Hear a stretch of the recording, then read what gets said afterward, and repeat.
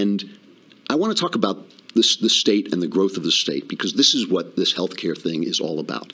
Okay. Now, one of the reasons that people are always making the joke that they listen to Shapiro's show and they get depressed and they listen to me, and I cheer them up.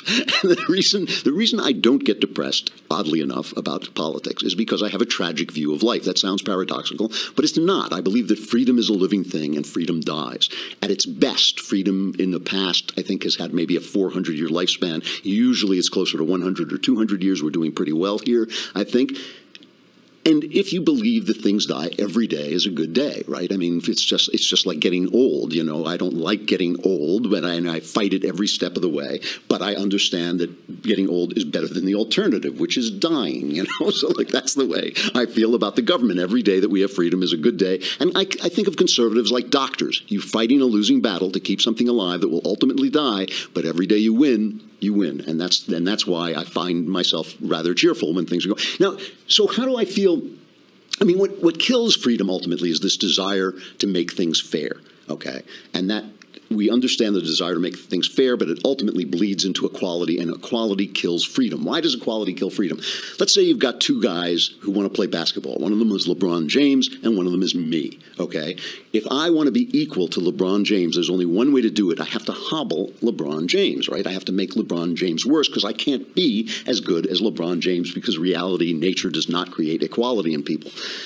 So you say, well, okay, you can't be as good as LeBron James, but at least you can have as much money as LeBron James has. Why is it fair that he puts a ball through a hoop and gets to be a gazillionaire, and you are witty and brilliant, attractive, sexually desirable, and you're not, you know, you're just scraping by, right? So that is the problem. So I agree with that argument. So the only way I can do that is I can take LeBron's money and give it to me. And why does that get rid of his freedom? Why? Because he creates his money through his time and his hard work and his training and his talent, and all those things belong to him. If they belong to the government, why does the government get to say that these belong to us? We own your talent, we own your time, we own your training. Therefore, if we think Klavan deserves the money, we can give it to him. Why does the government have that right? It doesn't. So equality is the enemy of freedom, always.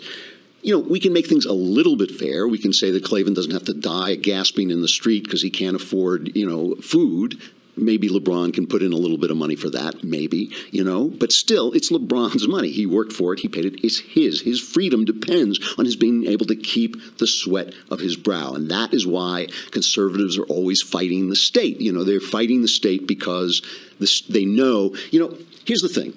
If healthcare were free, I would support it. If healthcare could be free, I would support it. If healthcare could be free, Ben Shapiro would support it. You know, Sean Hannity would support it. All the conservatives would support. We're not mean, but it's not free. Nothing is free. Somebody has to pay for it. And when somebody pays for it, his freedom is taken away. The state never gives you anything. It never gives you anything. It only takes things away. It trades you freedom. It trades you stuff for your freedom, for its power, your freedom. And that's built into the state. That doesn't mean a leftist is necessarily an evildoer. He's probably just trying to help. He may just be trying to help. It's built into the system that equality takes away your freedom. Everything the government gives you takes away your freedom.